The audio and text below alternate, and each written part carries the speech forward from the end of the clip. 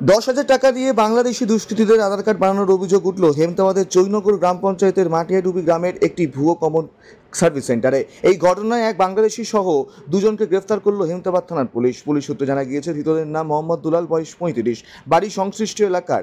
অপর ব্যক্তি অভিযুক্ত বিপুল চন্দ্র রায়, বয়স 22, বাড়ি বাংলাদেশের ঠাকুরগাঁও জেলার পীরগঞ্জ থানার দিনাজপুর এলাকায়। ধৃতদের বিরুদ্ধে ফরেন অ্যাক্টে মামলা রুজু করেছে পুলিশ।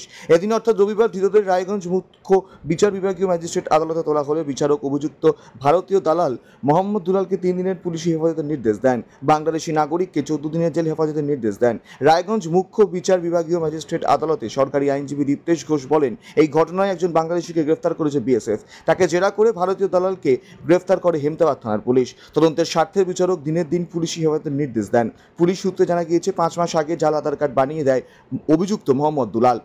সেই আধার কার্ডের মাধ্যমেই 5 মাস ধরে ভারতের হেমতাবাদে বসবাস শুরু করে ওই বাংলাদেশি। চৈনগর সীমান্ত দিয়ে বাংলাদেশে যাওয়ার সময় অভিযুক্ত বাংলাদেশি নাগরিক বিপুল চন্দ্র রায়কে গ্রেফতার করে চৈনগর বিওপির বিএসএফ। তাকে জিজ্ঞাসাবাদ করেই সাহায্যকারী এজেন্টের নাম জানতে পারে।